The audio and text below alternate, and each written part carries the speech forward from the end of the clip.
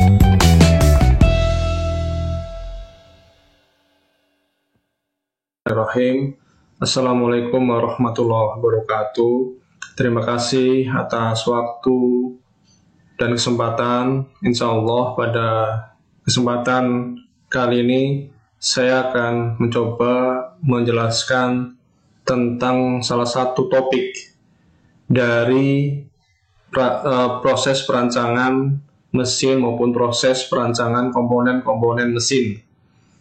Jadi ada dua hal secara umum yang harus kita ketahui, yang harus kita perhitungkan sebelum kita merancang suatu mesin maupun komponen-komponennya. Yang pertama adalah kita harus mengetahui beban tegangan yang biasa terjadi atau yang kita prediksi akan terjadi pada mesin atau komponen mesin kita. Sehingga dengan mengetahui beban tegangan yang biasa terjadi atau kita prediksi terjadi, maka insya Allah kita akan mendapatkan suatu rancangan desain mesin atau komponen mesin yang aman ya, selain tentu memiliki fungsi yang baik. Kemudian yang kedua, di samping beban tegangan yang harus kita perhitungkan juga adalah terkait sambungan. Karena sudah kita ketahui bersama bahwa suatu mesin itu terdiri dari berbagai macam komponen yang tidak bisa berdiri sendiri. Antara komponen satu dengan komponen yang lainnya harus diintegrasikan, harus disambung. Ya. Misalnya terkait dengan suatu mesin, apapun itu, bahwa dari bagian luar, dari bodinya itu materialnya mungkin kita sambung ya. Ada bagian material yang kita sambung. Jadi tidak bisa suatu mesin terdiri dari satu lempengan material. Pasti ada material-material tersebut yang harus kita sambung. Contohnya adalah di kereta api ya, di gerbong kereta api. Nah itu dengan gerbong kereta api yang sebesar itu, maka pasti terdapat sambungan-sambungan pada materialnya atau pada bodinya ya. Jadi ya di samping untuk memenuhi keamanan ya, safety, juga ada pertimbangan cost atau biaya dalam perancangan. Seperti di sambungan gerbong kereta api itu secara umum ya, biasanya terdiri dari dua logam yang memiliki fungsi yang berbeda. Yang pertama adalah baja tahan karat, IC. IC itu untuk bagian bawah atau bagian-bagian dari gerbong kereta api yang sering berinteraksi dengan fluida atau dengan beban-beban yang lainnya seperti air, oli, dan sebagainya ya. Sehingga dengan menggunakan material baja tahan karat IC ya, baik itu IC 304, 314, 316 dan sebagainya, sehingga diharapkan bahwa gerbong kereta api tersebut aman dari korosi, aman dari kegagalan-kegagalan lainnya. Kemudian bagian atas gerbong kereta api yang jarang berinteraksi dengan fluida atau kontaminan lainnya, itu cukup diberikan material baja karbon ya, SS ya, sehingga secara keamanan masuk secara cost biaya juga masuk. Kita bayangkan kalau semuanya pakai material baja tahan karat, maka biaya akan besar, cost akan semakin besar. Tetapi kalau mau hanya prioritasnya irit, misalnya semuanya baja karbon, maka secara keamanan safety tidak masuk ya, karena akan rawan potensi untuk terjadinya korosi dan kerusakan-kerusakan lainnya, sehingga material tersebut disambung menggunakan sambungan ya, misalnya sambungan las dan sebagainya. Demikian juga di produk-produk lain ya, itu juga memerlukan suatu sambungan. Bahkan komponen mesin itu juga terdiri dari beberapa part yang harus kita sambung. Jadi kenapa ini kita bahas? Mungkin pembahasan tidak detail, tetapi kita cukup mengetahui ketahanan, keamanan dari sambungan yang mau kita buat terhadap beban yang terjadi. Mungkin itu ya. Kenapa ini perlu dipelajari? Karena biasanya di samping tadi ya, di samping tidak ada suatu produk yang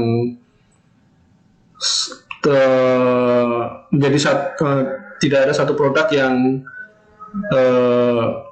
terdiri dari hanya satu bagian, pasti terdiri dari beberapa part yang harus kita rangkai, harus kita sambung.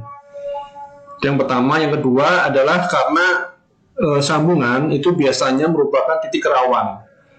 Titik rawan. Biasanya terjadinya kegagalan, terjadinya kerusakan, terjadinya fatigue itu biasa di daerah sambungan. Yang pertama karena material pada sambungan itu berbeda dengan material logam induknya atau produk intinya, sehingga karakteristik kekuatan dan sebagainya dari sambungan tentu akan berbeda. Kemudian yang kedua adalah biasanya di daerah sambungan itu terjadi faktor konsentrasi tegangan, sehingga harus kita pastikan bahwa sambungan kekuatan di sambungan kita itu aman. Nah itu mungkin alasan ya kenapa kita perlu mempelajari sambungan di samping beban tegangan sebelum kita merancang mesin secara detail. Kemudian berikutnya jenis-jenis sambungan ya, secara umum itu ada dua jenis, yaitu sambungan tetap dan sambungan tidak tetap. Ya, sambungan tetap itu ada dua jenis yang biasa kita gunakan, yaitu sambungan las dan sambungan paku keling. Kemudian sambungan tidak tetap biasanya adalah sambungan ulir atau sambungan murbaut. Yang pertama, insya Allah nanti kita akan baca tentang sambungan paku keling. Ya, kemudian yang kedua nanti insya Allah kita akan belajar tentang sambungan las. Jadi sambungan paku keling dan sambungan las ini merupakan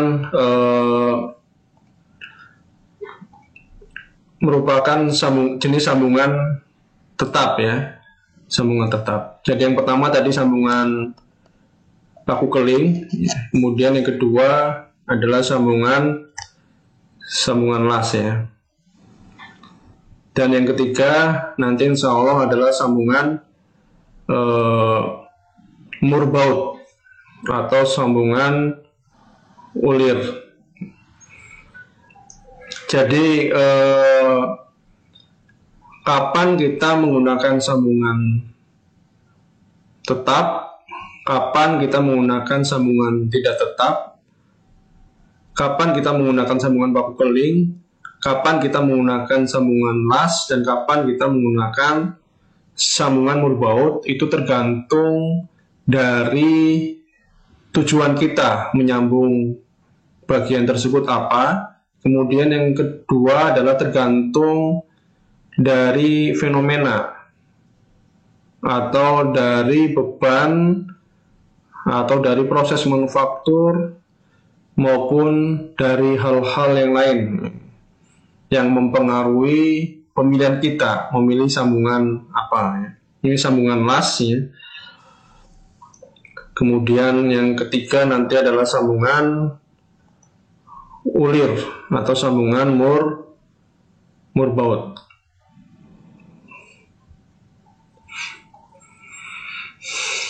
Jadi mungkin nanti prinsipnya sama ya antara sambungan paku keling, sambungan las, dan sambungan ulir. Prinsipnya sama, yaitu kita mengetahui ketahanan dari sambungan kita. Dan sambungan itu ketahanannya biasanya terdiri dari berapa luas area dari sambungan kita. Kemudian yang kedua adalah berapa tegangan yang terjadi pada sambungan kita. Sehingga tahanannya bisa kita hitung. Jadi intinya sama ya, antara sambungan paku keling, sambungan las, dan sambungan ulir ini. Yang pertama adalah kita mengetahui luas permukaan sambungan yang kita akan sambung. Kemudian yang kedua, berapa tegangan yang terjadi pada sambungan kita, sehingga kita bisa mencari nilai dari tahanan dari sambungan kita, baik itu sambungan paku keling, sambungan las, maupun sambungan murbaut atau sambungan ulir. Ya, insya Allah kita yang pertama akan coba untuk menjelaskan tentang sambungan paku keling terlebih dahulu ya. Baru berikutnya sambungan las dan sambungan ulir atau murbaut. Jadi seperti yang sudah disebutkan tadi bahwa kenapa kita perlu untuk mempelajari sambungan, karena yang pertama tidak ada satupun perusahaan atau manusia yang bisa memproduksi suatu produk itu dalam sekali kerja. Pasti dibutuhkan adanya elemen penyambung atau sambungan. Jadi fungsi sambungan adalah untuk menghubungkan antara satu benda dengan benda yang lainnya. Kenapa ini kita pelajari ya? Seperti yang sudah disebutkan tadi, bahwa tidak ada satu produk yang bisa diproduksi dalam satu kali proses. Kemudian yang kedua adalah karena di sambungan atau di elemen penyambung ini biasanya terjadi konsentrasi tegangan atau beban yang terkonsentrasi pada daerah sambungan tersebut, yang akan menyebabkan terjadinya crack, kegagalan, maupun hal-hal yang tidak kita harapkan lainnya. Kemudian macam sambungan secara umum ada dua jenis, yaitu sambungan tetap, permanent joint, dan sambungan tidak tetap, semi permanen. Ya, sambungan tetap artinya sambungan tersebut bersifat tetap. Jadi kita tujuan untuk menyambung elemen tersebut adalah tidak untuk dilepas, karena kita tahu konsekuensinya. Kalau mau melepas sambungan tetap tersebut, maka kita harus merusak sambungan kita dan mungkin juga material yang kita sambung tersebut. Ya, sehingga kita harus perhitungkan juga sebelum kita menyambung, tujuan kita menyambung ini apa. Kalau memang kekuatan yang kita inginkan dan tidak dibongkar pasang, tidak dilepas, dipasang untuk baik itu untuk perawatan ataupun pengembangan lainnya, maka kita bisa menggunakan sambungan tetap ini. Contohnya adalah sambungan paku keling dan sambungan las. Kemudian yang kedua adalah sambungan tidak tetap atau semi permanen ya. Jadi sambungan tidak tetap atau semi permanen ini sambungan yang sifatnya sementara, tidak tetap. Kita masih bisa melepas sambungan tersebut, kemudian memasangnya lagi. Ya, selama masih dalam kondisi normal atau sambungan tersebut belum rusak ya. Jadi kita juga bisa memilih sambungan ini apabila ternyata bahwa bukan hanya kekuatan ya yang prioritas pada tujuan kita menyambung ini, tetapi juga untuk perawatan atau untuk pengembangan lainnya atau untuk tujuan mobilitas ya. Nah ini kita bisa menggunakan sambungan tidak tetap.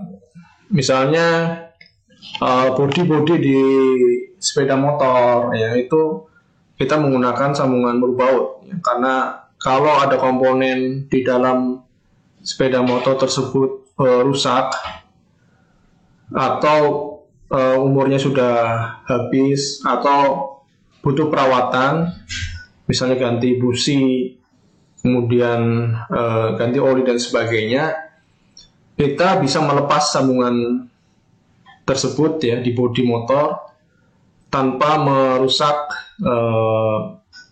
bodi motor kita. Contohnya adalah sambungan berbaut dan sambungan pasak.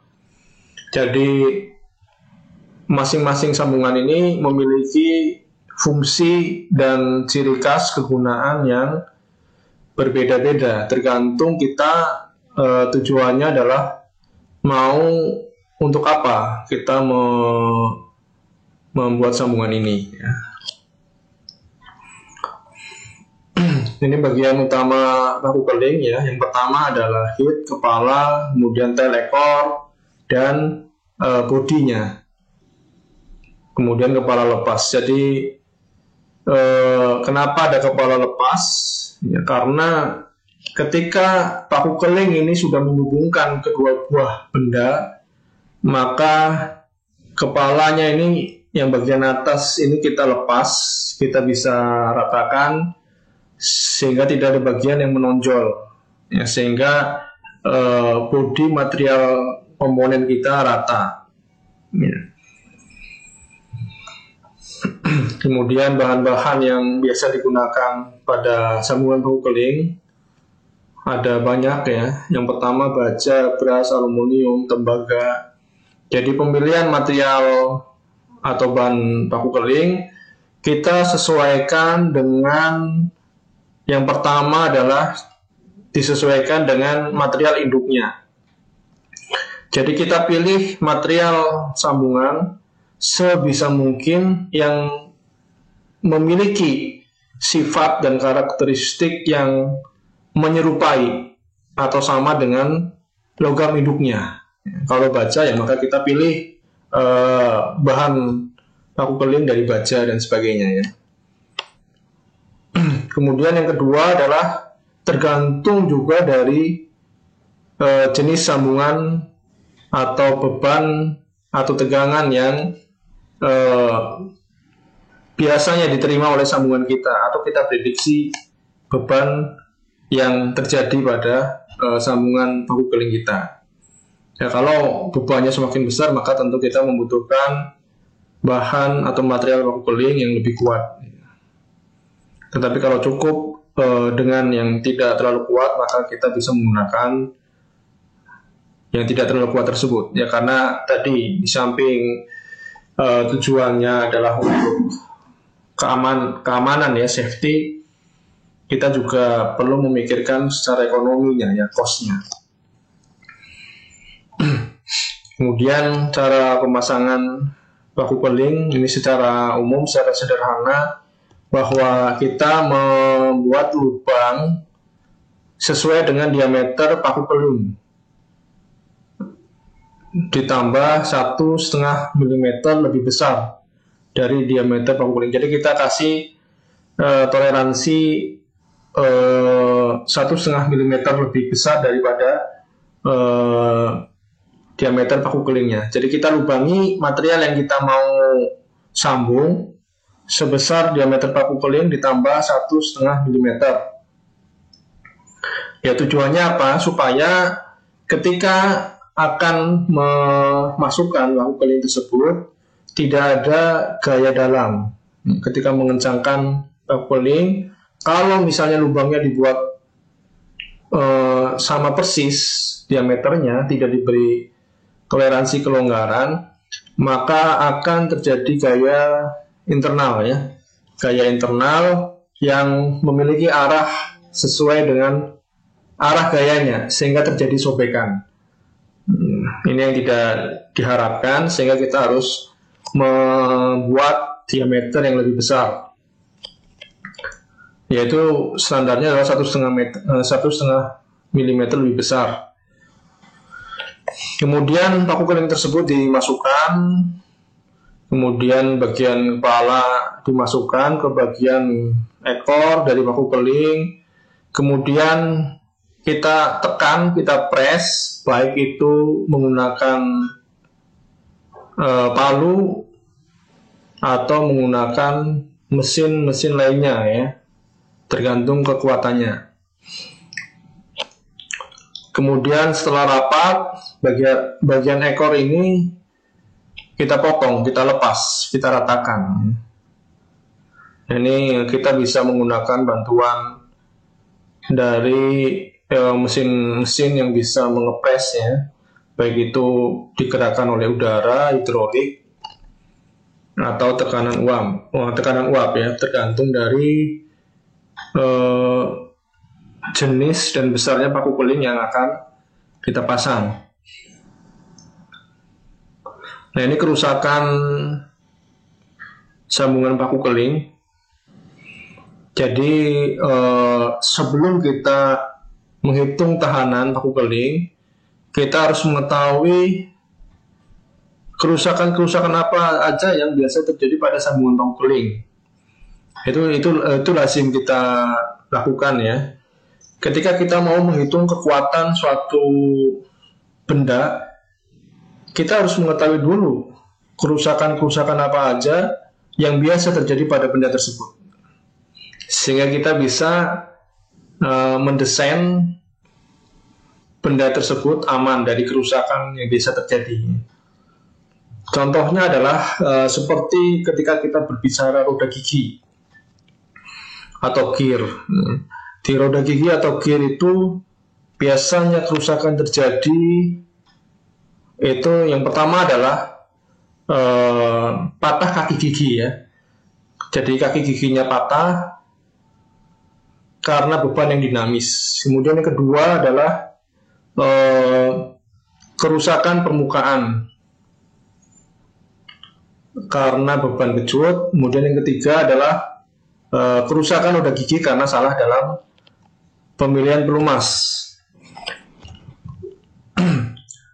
Nah, ini kita harus tahu dulu kerusakan pada roda gigi tersebut, sehingga dalam mendesain roda gigi nanti kita memastikan bahwa roda gigi kita aman terhadap kerusakan patah kaki giginya, kerusakan rusak permukaan roda giginya, dan kerusakan dalam salah pemilihan pelumas. Dan di benda-benda lain sama seperti itu juga. Jadi kita harus tahu dulu kerusakan apa aja yang biasa terjadi, sehingga kita bisa mendesain produk kita, komponen kita aman terhadap kerusakan tersebut. Ya, kerusakan yang pada paku keling biasanya terjadi akibat menerima beban, ya. Yang pertama adalah kerusakan tearing, ya, atau sobekan akibat pemberian lubang pada benda kita kurang dari 1,5 mm dari diameternya, ya. Jadi diameter paku keling, tadi kan di awal disebutkan bahwa kita harus kasih toleransi 1,5 mm supaya tidak terjadi sobekan. Nih, sobekan. Jadi kalau misalnya lubangnya itu ngepres, ketika dimasukkan paku kelingnya, maka akan terjadi sobekan. Sobekannya itu yang searah dengan arah garis gayanya. Ketika kita memasukkan atau menarik paku kelingnya, maka akan terjadi sobekan searah garis gaya tersebut. Tetapi sobekan kerusakan jenis ini itu tidak kita masukkan dalam perhitungan ketahanan, keamanan paku keling, ya, karena sebagai seorang engineering itu kita sudah paham, ya. Ini bisa kita prediksi, ya. Kita sudah ketahui konsepnya, ya, kita mendesainnya juga harus sesuai konsep itu. Jadi artinya kegagalan ini seharusnya bisa kita hindari, ya, karena bisa kita prediksi sebelumnya. Kemudian berikutnya adalah kerusakan sobek akibat bersilangan garis gaya, ya. Sobekan yang terjadi karena bersilangan dengan garis gaya. Jadi ini kesobekan yang biasa terjadi karena beban yang berlebih pada paku keling. Kita sudah memberikan diameter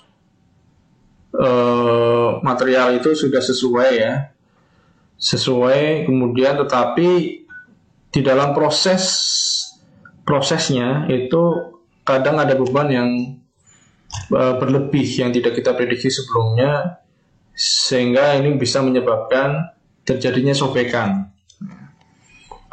Nah, ini kita hitung tahanannya. Tahanan dari sambungan paku keling kita terhadap beban gaya seperti ini, ya. Ini kita bisa hitung menggunakan rumus standar gaya, ya, atau tahanan, yaitu luas area dari paku keling kita berapa, kemudian tegangannya berapa. Jadi tahanannya adalah tegangan yang terjadi pada sambungan paku keling tersebut dikali dengan luas area. Ini mungkin nanti sama, ya, ketika kita berbicara sambungan las dan kita berbicara sambungan paku sambungan las, kita berbicara sambungan berbaut. Jadi tegangan kali luas area. Nah, ini karena tegangan yang terjadi adalah tegangan tarik, ya, tegangan normal, tegangan aksial. Kemudian luas area terjadinya sobekan, ya. Biasanya terjadi jarak antara dua buah paku keling. Jadi ini adalah diameter paku keling. Diameter paku keling, ini diameter paku keling 1, ini diameter paku keling 2. Luas areanya adalah pitch-nya. Pitch itu adalah jarak dari pusat ke pusat paku keling, ya, atau dari puncak ke puncak paku keling, atau dari lembah ke lembah paku keling. Jadi luas areanya berarti adalah jarak antara paku keling tersebut, ya, jaraknya berarti pitch-nya dikurangi dengan dua jari-jari. Dua jari-jari adalah diameter. Jadi luas areanya adalah pitch kurangi diameter kali tebal platnya berapa. Ya, ini untuk luas areanya. Kemudian berikutnya adalah kerusakan sambungan paku keling karena beban geser, ya. Beban geser. Jadi kalau tadi karena gaya normal, ya, yang kedua ini karena gaya geser, ya, geser. Jadi dua buah benda yang bergeser maka permukaannya bergeser terus. Nah, ini biasanya terjadi gaya geser, biasanya pada benda yang bergeseran. Nah, benda yang bergeseran ya karena paku keling itu bentuknya bulat ya, maka luas dari sambungan paku keling pada beban geser ini ya berarti luas lingkaran itu ya, yaitu 1/4 kali pi kali diameter kuadrat, sehingga gaya atau tahanannya adalah luas area kali tegangan geser atau tau ya. Kemudian kalau misalnya jumlahnya lebih dari 1, maka kita kalikan dengan jumlahnya tersebut ya. Nah, ini jadi kalau 1 berarti 1 ini, kalau double shear ya ada 2 berarti kita kalikan 2. Jadi konsepnya adalah sama seperti tadi, seperti sobekan yang tegak lurus garis gaya ya. Karena kalau yang bedanya adalah kalau tadi itu disebabkan karena gaya tarik ya, atau gaya normal atau gaya aksial, sehingga tegangannya adalah tegangan tarik. Kemudian luas areanya juga berbeda ya, kalau tarik berarti hanya pitch kurangi diameter dikali tebal, sedangkan kerusakan akibat beban geser ini yaitu luas areanya adalah luas area permukaan yang bergeser. Permukaan yang bergeser itu berbentuk lingkaran ya, sehingga luas permukaannya adalah 1/4 pi d kuadrat. Kemudian yang ketiga adalah crushing. Ini adalah kerusakan pada seluruh bagian paku keling ya. Nah, ini rumusnya juga sama, tahanan yaitu luas area, luas permukaan crushingnya berarti itu, ini berarti diameter kali tebalnya ya, dikali dengan tegangan crushingnya. Nah, ini kita menghitung tahanan dari sambungan paku keling kita.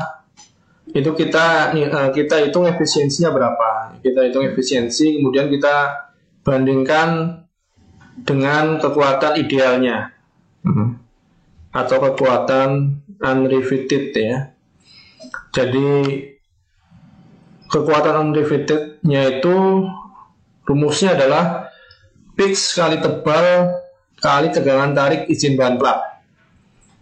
Nah, yang bawah ya. Kemudian yang atas kita pilih dari 3 jenis ketahanan tadi, yaitu ketahanan tiring atau FT, kemudian ketahanan shear geser atau FS, dan tahanan crushing.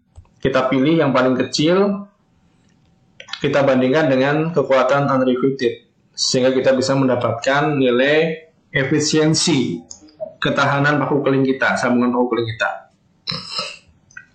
Ini contohnya ya, diketahui bahwa ada plat yang akan kita sambung, tebalnya 6 mm, kemudian diameternya 2 cm, pitchnya, jaraknya itu 5 cm, kemudian tegangan tarik sigma T itu 1200, tegangan gesernya 900, dan tegangan crushing 1800. Ini kita diminta untuk menghitung berapa efisiensi sambungan paku keling kita. Ini sederhana ya. Kita hitung dulu tadi ya, tahanan tearing FT, tahanan shearing FS, kemudian tahanan crushing FC. Kita hitung masing-masing. Yang paling kecil kita bandingkan dengan kekuatan unrivetednya ya, tahanan unrivetednya. Ya ini yang tadi yang pitch kali tebal ya, kali tegangan tarik. Nah, nomor 2 juga sama ya, cuma perbedaannya adalah tipenya. Ya, ini double riveted, kalau ini tadi single riveted. Cuma prinsipnya sama, kita hitung dulu masing-masing tahanannya, kemudian kita bandingkan dengan kekuatan idealnya ya. Jadi yang pertama ini kita hitung tadi ya, masing-masing tahanan terhadap tiring robekan Ft tadi pitch kurangi diameter kali tebal kali tegangan tarik. Ya. Nilai-nilainya sudah kita dapatkan di kasusnya ya, sehingga kita bisa mendapatkan nilai Ft-nya 21.600, Fs-nya 28.270, Fc-nya crashing tadi ya, yang diameter kali tebal kali tegangan crashing itu 21.600. Dari 3 nilai ini kita pilih yang paling kecil ya, yaitu 21.600. 21.600 beban terkecil dibagi dengan Fmax-nya, beban maksimumnya, yaitu kekuatan unrivetednya. Rumusnya adalah pitch kali tebal kali tegangan tarik, ketemu 36.000, sehingga nilai efisiensinya adalah 60%.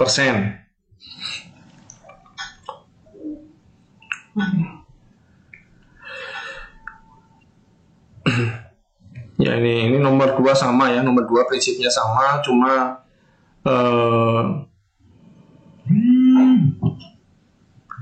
prinsipnya adalah ini menggunakan double bukan single ya. Sehingga kita cari dulu Ft, Fs, Fc ya, sehingga kita pilih yang paling kecil dari nilai Ft, Fs, dan Fc ini, yaitu 160.000 ya, 150.000. Ini mohon maaf keliru ya, 50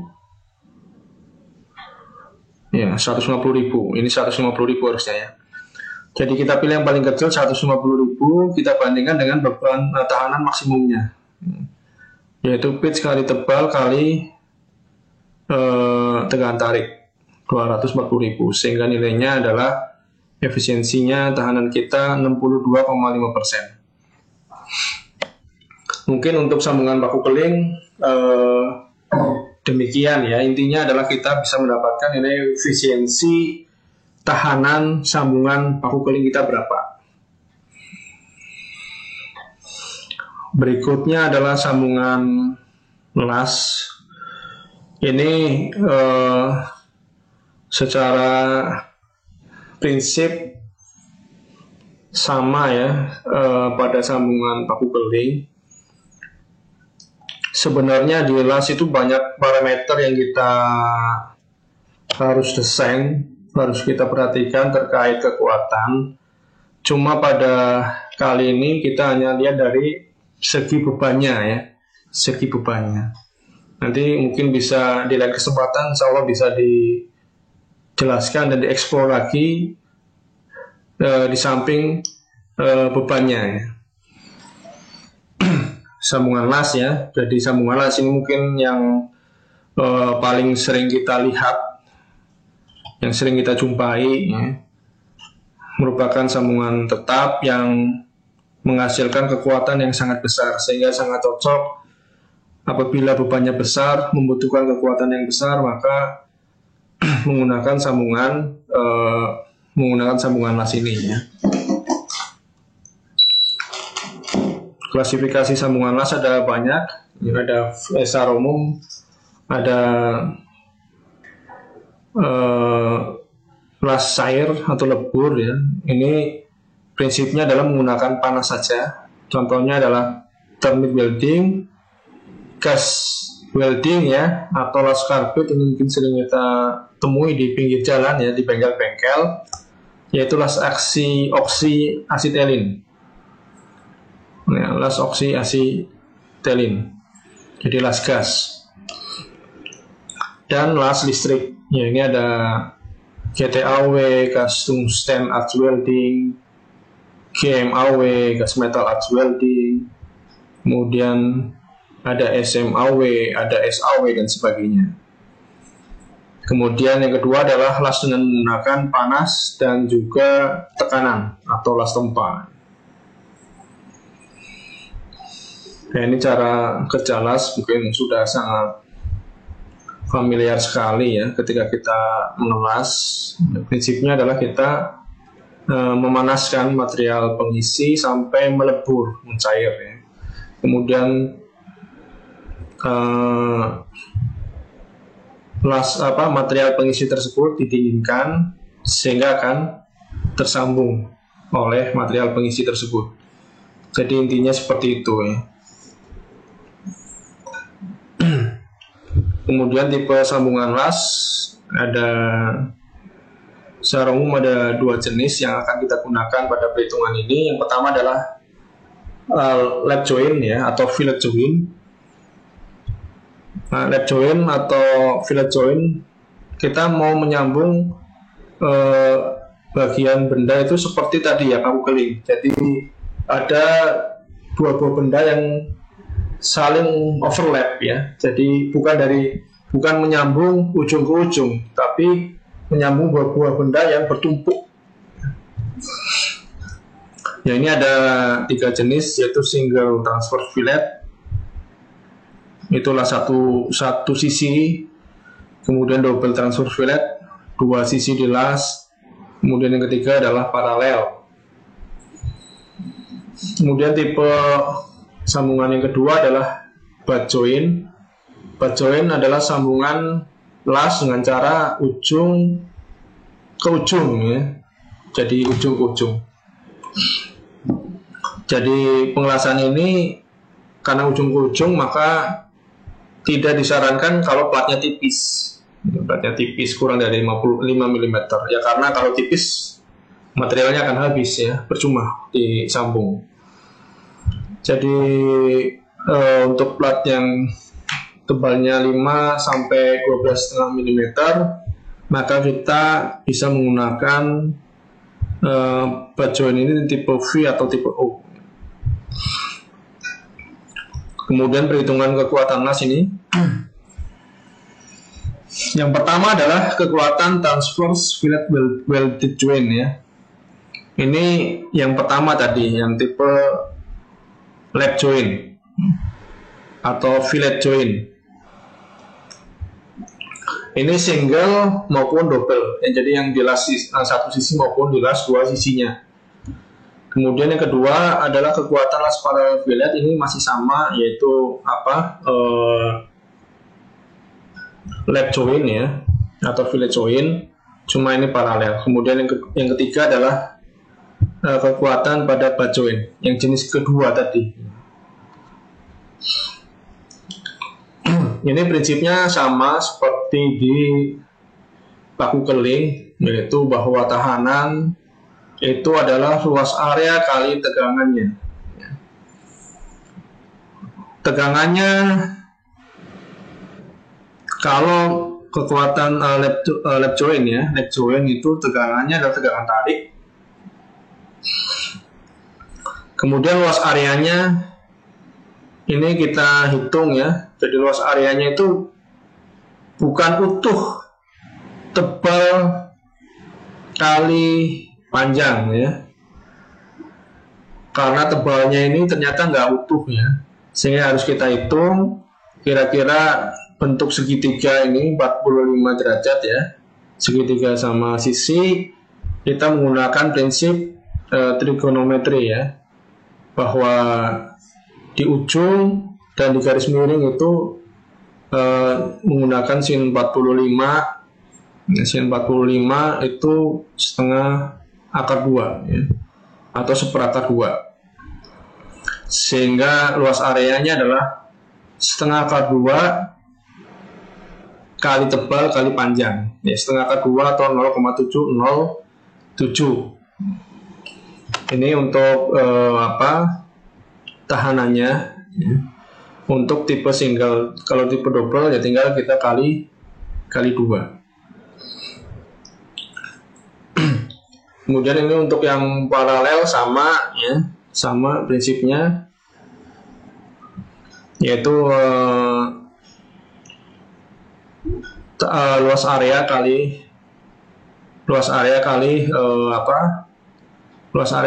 tegangan, ya. Luas minimum sama setengah akar 2 kali tebal kali panjang. Sementara untuk tegangan yang terjadi, ya, ini kalau paralel berarti tegangannya adalah tegangan geser, ya, bukan tegangan tarik, sehingga tahanannya adalah luas area kali tegangan geser. Kemudian ini yang harus perlu diperhatikan, bahwa panjang minimum yang aman yang kita dapatkan, panjang lasnya itu kita tambahkan 12,5 mm. Tujuannya adalah untuk memberikan toleransi keamanan, ya, barangkali proses manufakturnya nanti karena human error, ya, ada faktor manusia, ada faktor mesin yang mungkin tidak presisi 100%, sehingga harus kita kasih toleransi. Biasanya itu 12,5 mm. Sementara kalau las-lasannya itu tipenya paralel dan transverse, ya, maka kekuatannya adalah penjumlahan dari tahanan paralel dan tahanan transverse tersebut.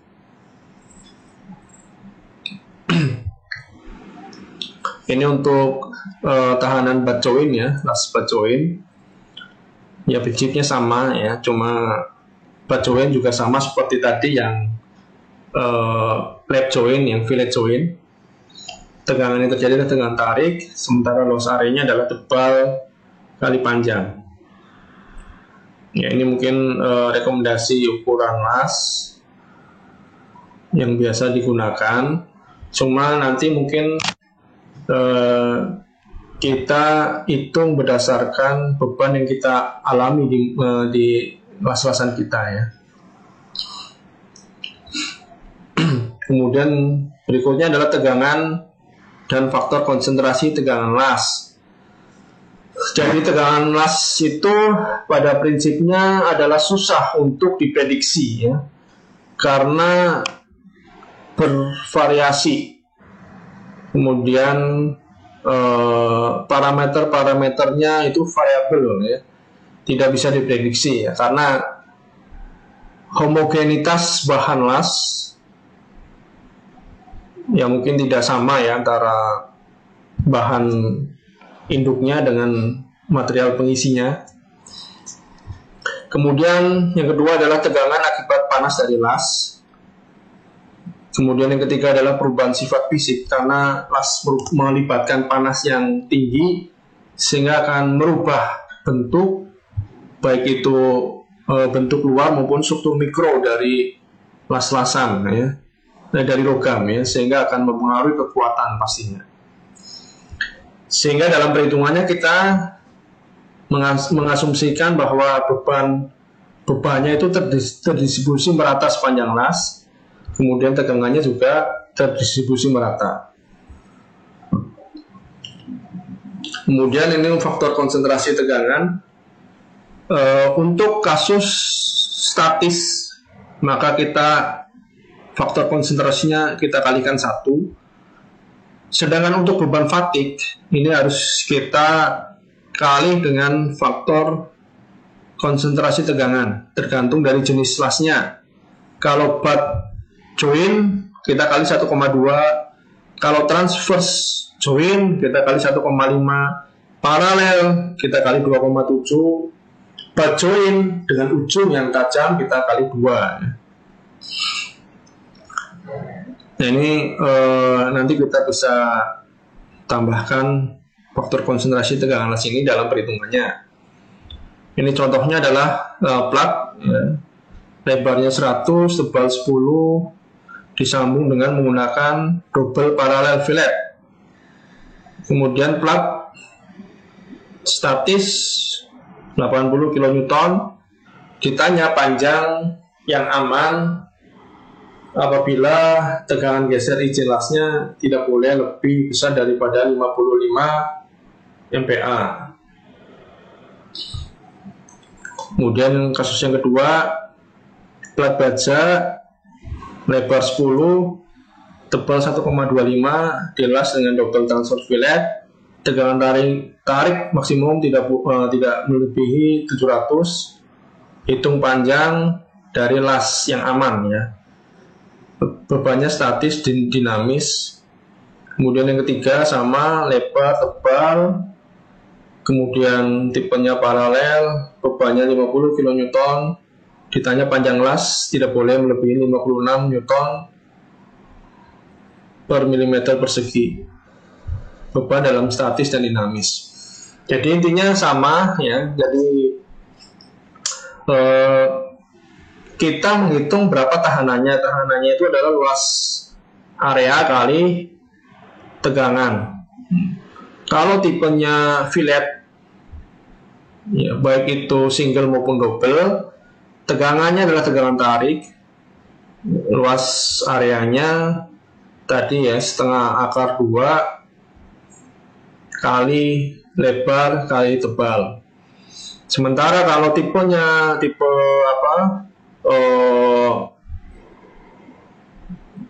paralel ya, maka tegangannya adalah tegangan geser, luas areanya sama. Begitu juga dengan bajoin. Itu yang pertama ya.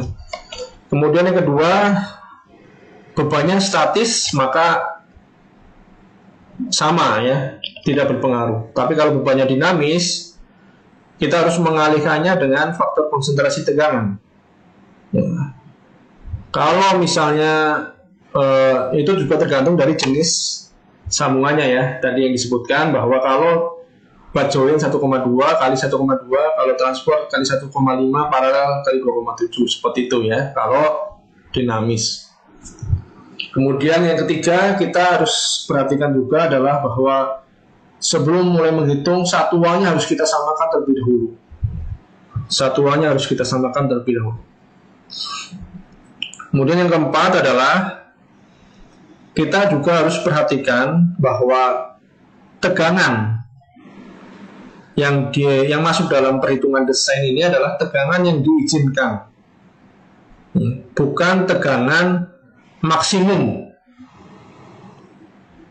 Bukan tegangan maksimum. Ya, kalau kita perhatikan, kita lihat di nomor 2 ini tegangan maksimum. Nah ini bukan masuk dalam perhitungan. Yang masuk ke dalam perhitungan ini nomor 1, tegangan yang diizinkan ya. Ini sesuai dengan perhitungan ya. Yang tadi tahanan itu sama dengan tegangan kali luas area. Tegangannya ini adalah tegangan izin, bukan tegangan maksimum, bukan tegangan aktual. Kalau misalnya yang diketahui adalah tegangan maksimumnya, maka kita harus mengkonversi ke tegangan izinnya, yaitu dengan membagi dengan safety factor ya. Membagi dengan safety factor. Jadi mencari tegangan yang diizinkan, maka tegangan maksimum dibagi dengan safety factor, karena safety factor merupakan perbandingan antara tegangan maksimum dengan tegangan yang diizinkan. Kira-kira itu prinsipnya ya, sehingga kita bisa menghitung nilainya, panjangnya ya.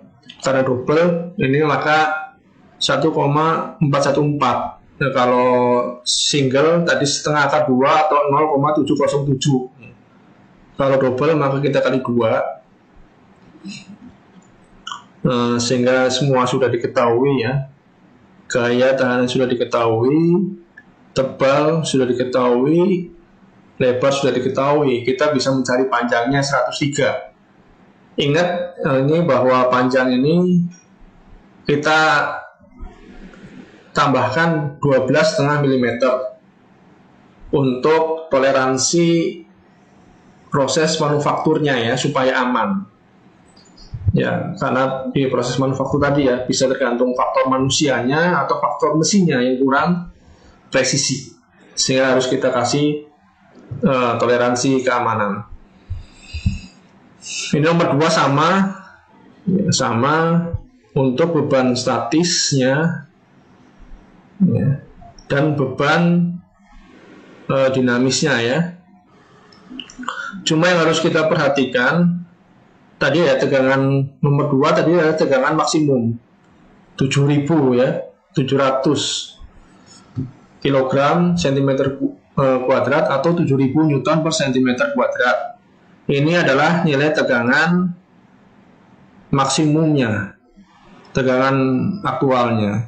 Sementara di desain itu tegangannya adalah tegangan izin, sehingga kita harus bagi dengan nilai safety faktor keamanan. Ya, faktor keamanannya 1,5, karena tadi di tabel 1,5 ya untuk transverse fillet, nilainya 1,5, sehingga harus kita bagi 1,5 ya, sehingga nilainya bisa kita dapatkan panjangnya 10,6 cm. Panjang totalnya sama, kita tambah 12,5 mm atau 1,25 cm. Demikian juga untuk nomor 3 ya, beban statis sama. Kalau beban dinamis itu tegangan izinnya ya, tegangan geser izinnya itu tegangan maksimum yang diketahui tadi di kasus di soalnya. Tegangan maksimum dibagi dengan faktor keamanan ya, atau di sini faktor konsentrasi tegangannya. Ya, ini tipe nomor 3 itu tipe parallel fillet joint. Paralel tadi nilainya adalah 2,7, sehingga kita bisa mendapatkan nilai panjang ya yang aman. 136 ditambah 12,5 kurang lebih 148,9 mm. Demikian untuk sambungan las ya. Jadi intinya adalah kita menghitung sambungan las itu ada 3 jenis ya. Yang pertama adalah fillet joint. Ya, fillet joint itu ada 2 jenis, single dan double.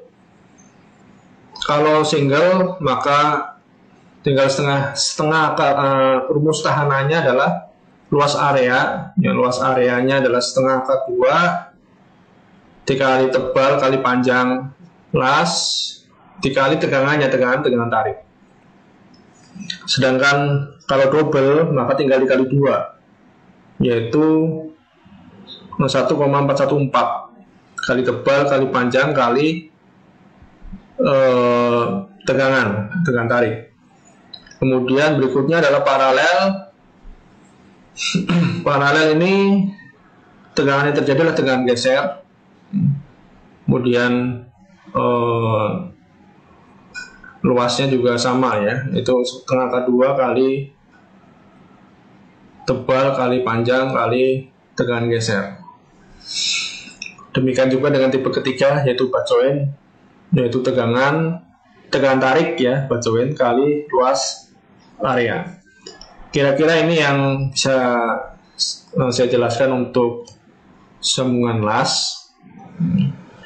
Berikutnya yang ketiga adalah sambungan ulir atau sambungan Moore-Baud. Sambungan ulir atau sambungan Moore-Baud. Sambungan ulir atau sambungan Moore-Baud ini berbeda dengan sambungan sebelumnya ya. Kalau sambungan buckling dan sambungan las itu merupakan sambungan tetap, sedangkan sambungan ulir atau Moore-Baud ini merupakan sambungan semi permanen atau sambungan tidak tetap.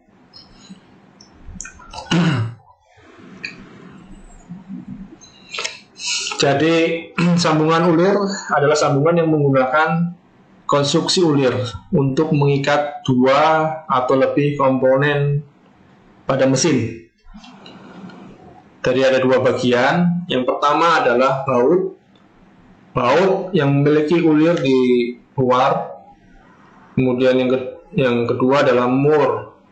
Mur adalah yang memiliki ulir di bagian dalam. Fungsi dari sambungan ulir ini adalah tentu sebagaimana sambungan tidak tetap yang dijelaskan di awal, bahwa sambungan ulir ini adalah untuk sambungan-sambungan yang tidak permanen, yang sering dibongkar pasang, baik itu dibongkar pasang untuk tujuan perawatan, untuk tujuan pengembangan, maupun untuk tujuan mobilitas, sehingga tidak sampai merusak sambungannya ya ketika harus dilepas.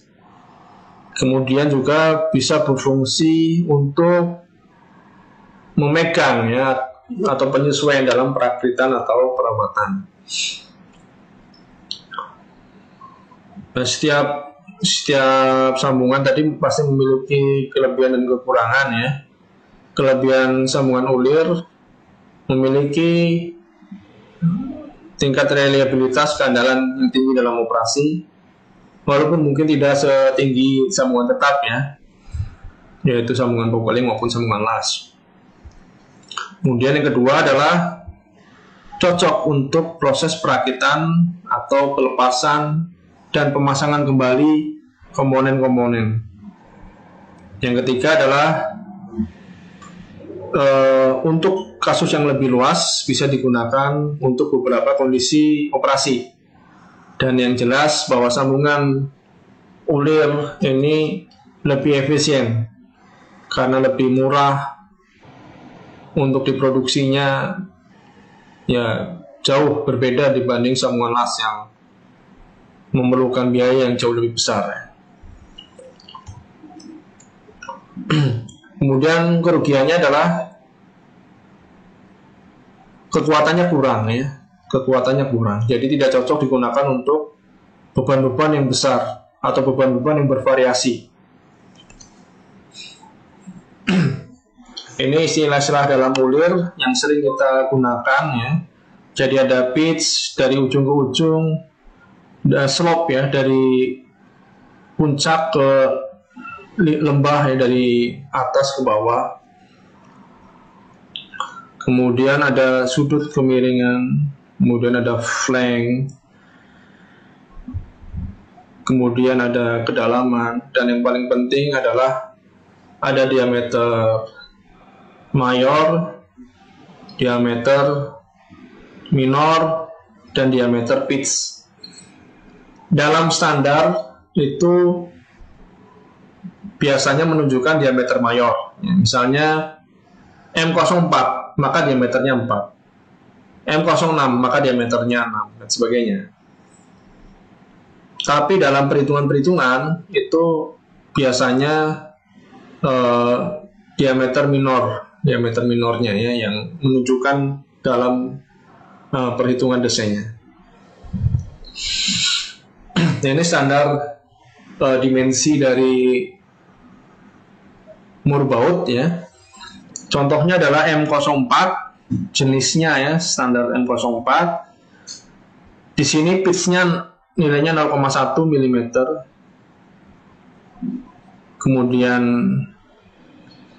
diameter mayornya 0,4 ya. Ini M0.4, maka diameter mayornya adalah 0,4 mm. Kemudian ini pitch diameternya ya. Kemudian ini adalah diameter core atau diameter dalamnya. Kemudian ini 0,061 adalah kedalaman. Kemudian ini adalah luas areanya. Jadi kalau misalnya tidak ada di tabel, maka diameter dalamnya atau cordiometer bisa kita hitung. Biasanya diameter minor itu nilainya adalah 0,84 dari diameter mayornya, ya. Nah, analisis sambungan ulir ini ada 3 jenis, ya. Yang pertama adalah disebabkan karena tegangan internal atau tegangan sisa. Jadi tegangan yang disebabkan karena penambahan gaya. Tegangan yang terjadi karena internal dari ulir tersebut. Misalnya pada saat pengencangan ulir, itu biasanya ada tegangan sisanya. Nah, itu bisa menyebabkan tegangan internal. Kemudian yang kedua adalah tegangan yang disebabkan karena beban dari luar, beban eksternal. Kemudian yang ketiga adalah kombinasi. Nah, ini untuk tegangan internal biasanya kalau beban awal yang diberikan itu cukup tegang, tapi tidak mengalami kemuluran, ya, kelonggaran, maka dapat dikatakan bahwa bahan tersebut dalam keadaan standar initial tension. Rumusnya adalah 2840 kali diameter. Kemudian apabila baut awalnya pada kondisi tanpa tegangan, maka beban maksimumnya rumusnya adalah tegangan izin kali luas penampang yang biasa kita gunakan, ya. Jadi sehingga kita bisa mencari luas areanya, ya. Luas areanya itu, luas penampang areanya itu 1/4 kali diameter kuadrat. Ya. Diameter ini adalah diameter pitch ditambah diameter core, diameter minor dibagi 2. Kemudian tegangan geser torsional dan tegangan geser sepanjang ulir. Tegangan geser rumusnya ini kita bisa dapatkan dari penurunan perbandingan, ya, antara torsi dibagi dengan momen, ya, momen inersia polar, kemudian tegangan dan jari-jari, ya, sehingga kita bisa mendapatkan rumus torsi itu 1/16 kali tau kali tegangan geser kali pi kali diameter pangkat 3, sehingga tegangan gesernya bisa kita dapatkan 16 kali torsi bagi pi dc pangkat 3. Ya, ini rumusnya, ya. Jadi nanti biasanya kita di sini akan menghitung berapa diameternya, ya, diameter yang aman dari mur baut. Nah, diameter yang aman dari mur baut berarti kita harus menghitung nilai torsinya ini, ya. Nah, nilai torsinya ini kita bisa dapatkan nanti dari perbandingan dibagi dengan jari-jarinya, ya. Atau kita bisa menggunakan rumus torsi yang lainnya yang biasa kita gunakan, ya. Misalnya di belt. Di belt itu rumus torsi adalah tegangan, ya. Delta tegangan sisi kencang dikurangi tegangan sisi kendor dikalikan dengan jari-jari. Ini torsi, sehingga kita bisa mendapatkan nilai torsi itu, kita bisa mendapatkan diameternya, diameter mur baut. Ya, di belt itu ada torsi tadi yang delta tegangan kali jari-jari. Bisa juga mencari dayanya, ya, P. Jadi P sama dengan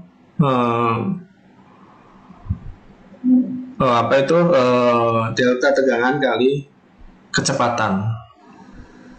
kali kecepatan. Kemudian atau kita bisa menggunakan rumus torsi yang lainnya ya.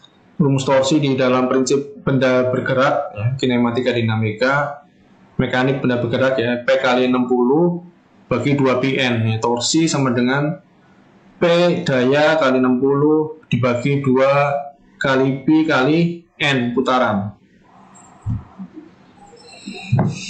Kemudian tegangan geser sepanjang ulir ini bisa kita dapatkan ya dari beban tadi. Beban tahanan itu rumusnya adalah tegangan kali luas area, maka tegangannya bisa kita bagi, kita bisa cari tahanan atau beban dibagi dengan luas areanya ya. Ini contoh kasusnya untuk beban tarik, ditanya beban tarik yang aman untuk baut M30. Kita asumsikan tegangan tarik yang diizinkan adalah 42 MPa. M30 kita bisa dapatkan dari tabel sebelumnya. Nah, M30 kita dapat dari tabel ini. Jadi tabel bisa kita dapatkan di buku referensi ya, mesin desain, di Kurmi, di NF Sport, di Sigley, di Nieman. Ini bisa kita dapatkan tabelnya ya. M30 diameternya adalah 30 ya. Diameternya 30. Kemudian luas penampangnya adalah 561. Sehingga beban yang aman adalah luas penampang kali tegangan. Luas penampang kali tegangan, luas penampangnya 561, tegangannya adalah 42, sehingga ketemu beban tarik yang aman adalah 23,562 kN.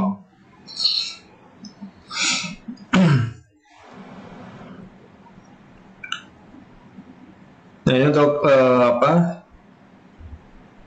tegangan dikarenakan beban eksternal, tadi internal ya, eksternal itu bisa tarik, bisa geser atau kombinasi tarik dan geser. Untuk tegangan tarik, maka bebannya, tahanannya adalah luas area kali tegangan tarik.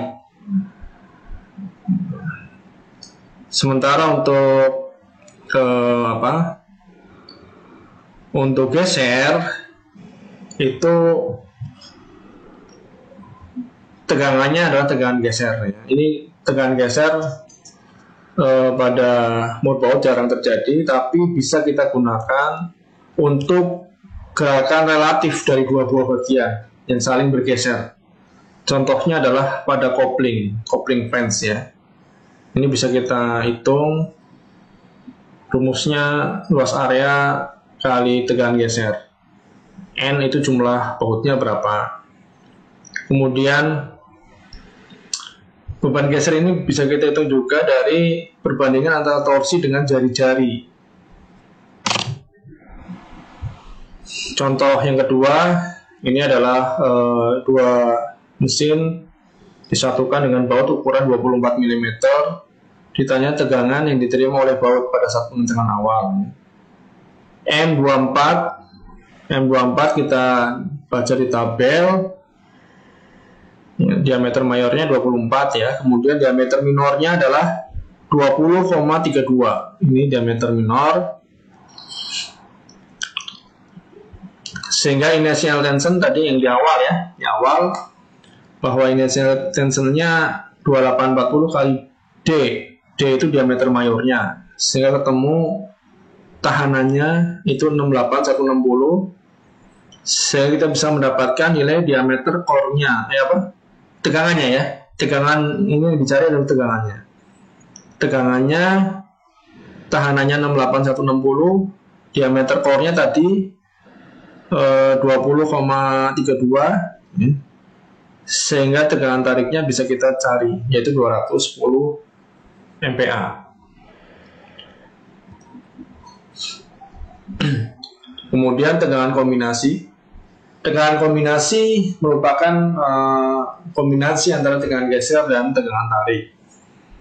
Jadi prinsipnya ini kita menggunakan dua teori ya, yaitu untuk tegangan geser itu kita menggunakan teori Guess, teori tegangan geser maksimum. Jadi rumus penurunan tegangan geser dan tegangan tarik kita masukkan ke dalam rumusnya ya. Kemudian berikutnya adalah teori Rankine ya, teori tegangan tarik maksimum. Ini juga penurunan dari tegangan tarik dan tegangan geser, kombinasi ya. Ini insya Allah nanti akan kita bahas lebih detail di dalam perancangan poros ya, di dalam perancangan poros. Tapi intinya adalah tadi ya, tegangan geser maksimum itu biasa kita gunakan untuk material-material yang sifatnya daktil, ulet. Contohnya adalah mild steel ya, mild steel. Kemudian tegangan tarik maksimum teori Rankine biasanya kita gunakan pada mesin-mesin yang material-material yang sifatnya kertas, brittle, contohnya baja karbon dan sebagainya. Contoh, jadi ada contoh permasalahan ya, ada baut untuk beban 60 kN, ditanya diameter mayor baut jika tegangan tarik tidak melebihi 100 MPa. Kemudian yang kedua adalah cari ukuran baut ya, tegangan geser yang diizinkan 30 MPa, kemudian torsi 25 Nm. Ini untuk coupling flange ya. Tadi diingat bahwa coupling flange kita menggunakan tegangan geser. Kemudian yang kedua adalah kita bisa mencari tahanannya itu dari perbandingan antara torsi dengan jari-jarinya. Torsi dengan jari-jari. Jadi yang pertama biasa kita biasakan, ada kasus kita buat gambarnya ya, supaya kita lebih mudah untuk memahaminya dan memecahkan solusi dari permasalahannya. Sehingga dengan gambar kita bisa lebih gampang untuk menganalisa. Nah, ini diketahui tadi P-nya ya, dayanya itu 60, kemudian sigma T-nya tegangan tarik yang diizinkan 100 MPa. Sehingga kita bisa mencari diameter core-nya. Jadi di dalam perhitungan ini, di dalam perhitungan tahanan, itu D-nya adalah diameter core, diameter minornya. Jadi ketika sudah didapatkan nilai diameter core-nya 27,6, ini kita harus melihat tabel untuk mengetahui jenis mur bautnya ya. Misalnya 27,6 diameter core-nya, kita cari yang hasilnya mendekati 27,6. 27,6. Jadi di sini ya, antara M30 dan M33. M30 diameter core-nya 25, M33 diameter core-nya 28. Kita ketemu 27,6. Kita pilih yang mana? Jadi kita pilih ini bukan yang terdekat, bukan yang terdekat ya, tetapi kita pilih yang di atasnya tapi yang terdekat, gitu ya. Jadi ini adalah nilai minimum dari desain kita. Desain produk kita akan aman kalau diameter core-nya minimum 27,6. Sehingga kita mencari yang ada di standar dan ada pasaran di atasnya yang mendekati, tapi di atasnya kita dapatkan yang di atasnya yang mendekati adalah 28,7,6. Sehingga kenapa kita perlu seperti ini? Karena yang pertama kita mendesain produk ya, apalagi ini mur baut itu seperti poros dan bantalan dan sebagainya, itu termasuk general purpose mesin ya, termasuk komponen mesin yang digunakan secara umum, sehingga biasanya standar itu tersedia di pasar. Kita dalam prinsip perancangan adalah mencari material, mencari produk, mencari komponen yang mudah untuk didapatkan, sehingga kita mencari, setelah kita menghitung rancangan kita, desain kita yang aman berapa, maka kita cari di atasnya yang mendekati dengan perhitungan kita, tapi di atasnya yang ada di pasaran ya, sehingga produk kita akan aman. Kenapa harus kita hitung? Kenapa kita nggak ambil aja yang paling tinggi? Karena kita lagi-lagi selain aman, kita juga harus cost ya. Harus menghitung ekonomi. Kalau kita semakin jauh selisihnya dengan perhitungan kita, ya tidak berguna lah ya. Artinya tidak terlalu bermanfaat ya, karena kita minimum 27,6 ya. Kalau kita milih 100 ya aman, tapi nggak bermanfaat ya.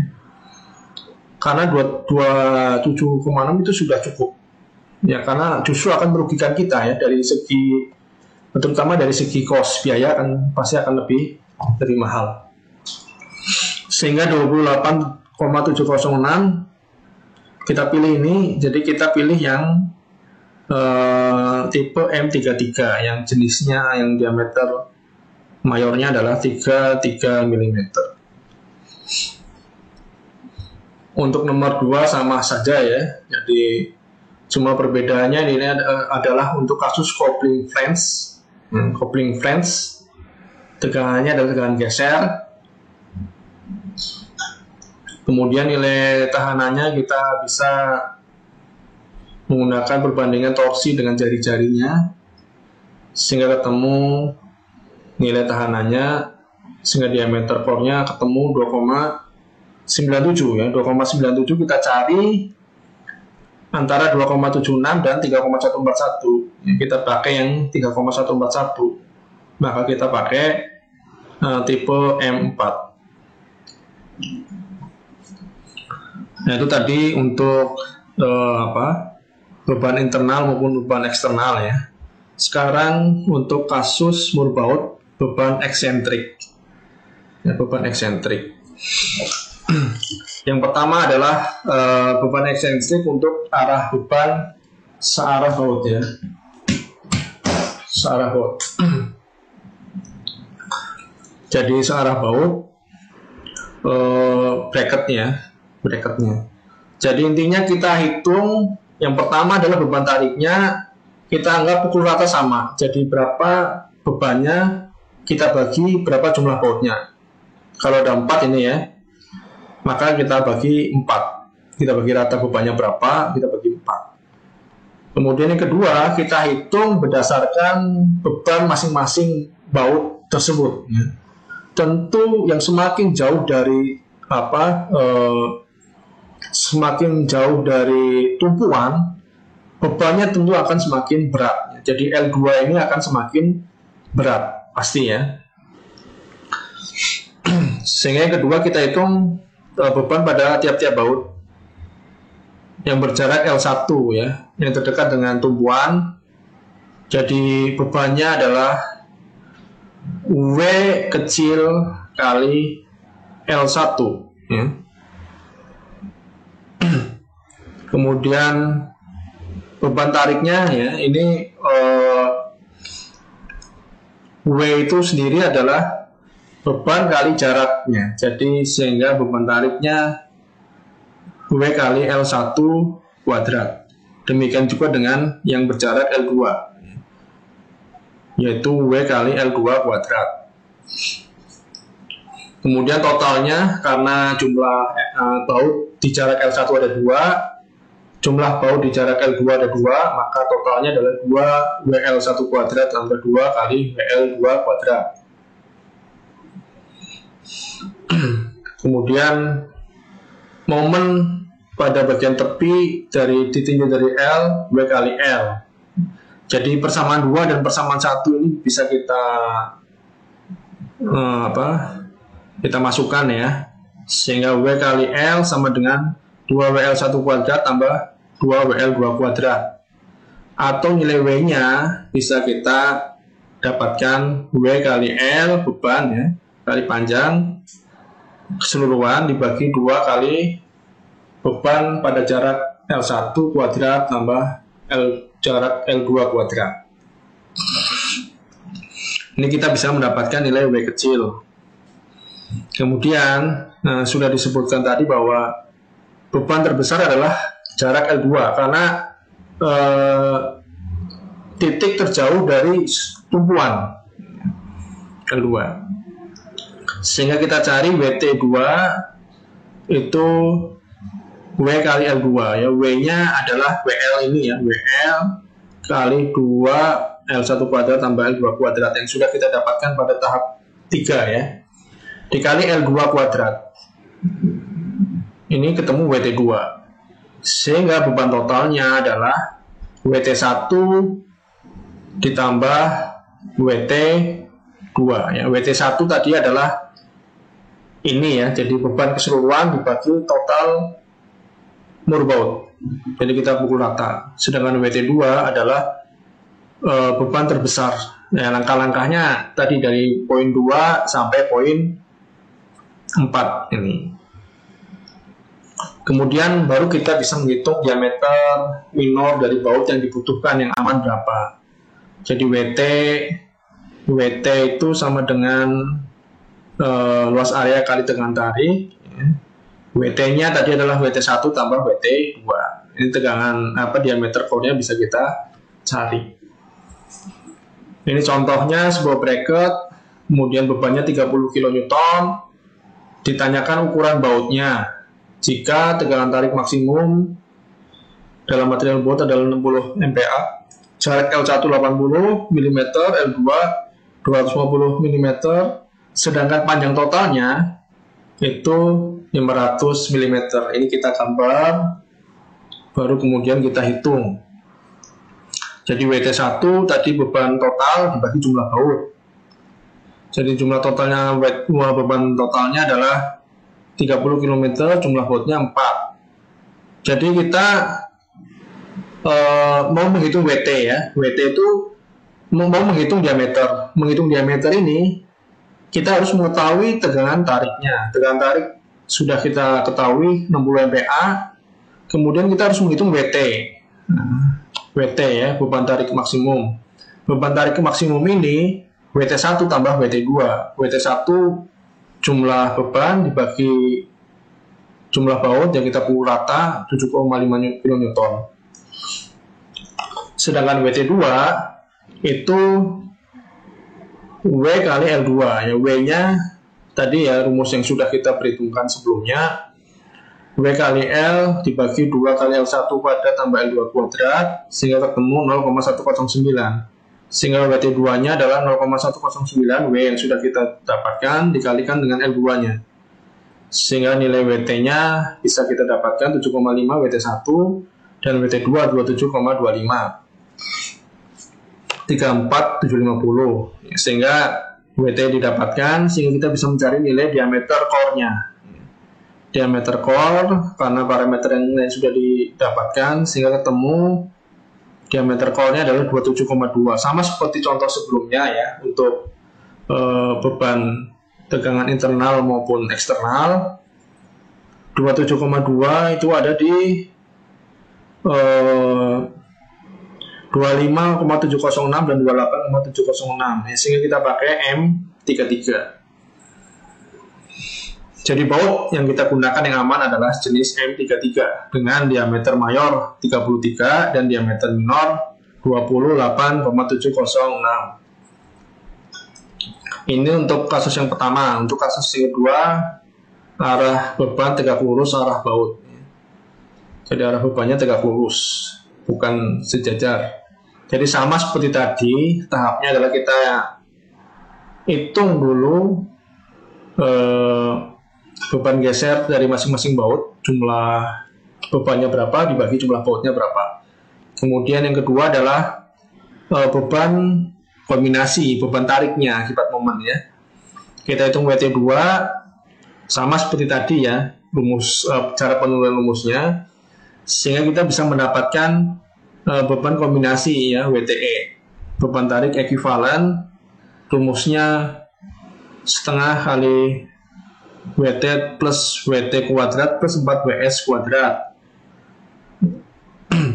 Nah ini, kemudian WTE-nya luas area kali tegangan tarik, sedangkan beban geser ekuivalennya WSE ini setengah kali akar WT kuadrat plus WS kuadrat. Ini cara penurunan rumusnya sama seperti yang searah garis gaya ya, cuma yang tegak lurus. Garis gaya ini tegangan yang terjadi adalah tegangan kombinasi ya, kombinasi antara beban geser dan beban tarik. Ini untuk kasusnya ya, kita langsung ke kasus supaya lebih mudah untuk memahami.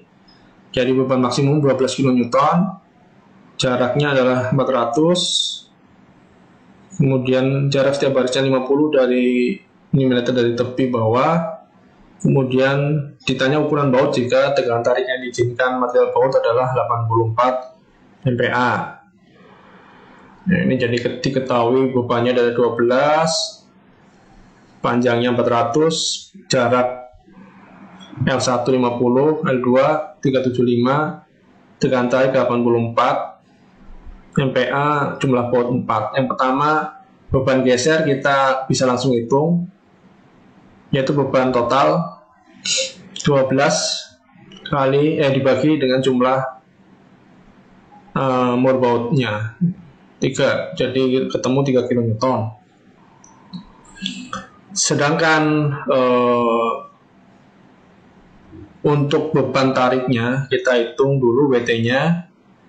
WT tadi W kali L kali L2 ya. Ini sudah diketahui semua sehingga ketemu 6,29 kN. Sehingga dengan ketemu WT, WS dan WT kita bisa menghitung WT ekuivalen ya. Jadi beban tarik ekuivalen ya, karena kombinasi sehingga kita harus menghitung kombinasi. Jadi beban geser. Jadi kalau tegak lurus itu di situ ada beban tarik dan ada beban geser, sehingga kita harus menghitung, untuk menghitung diameter core-nya kita harus menghitung beban ekuivalennya, beban kombinasinya.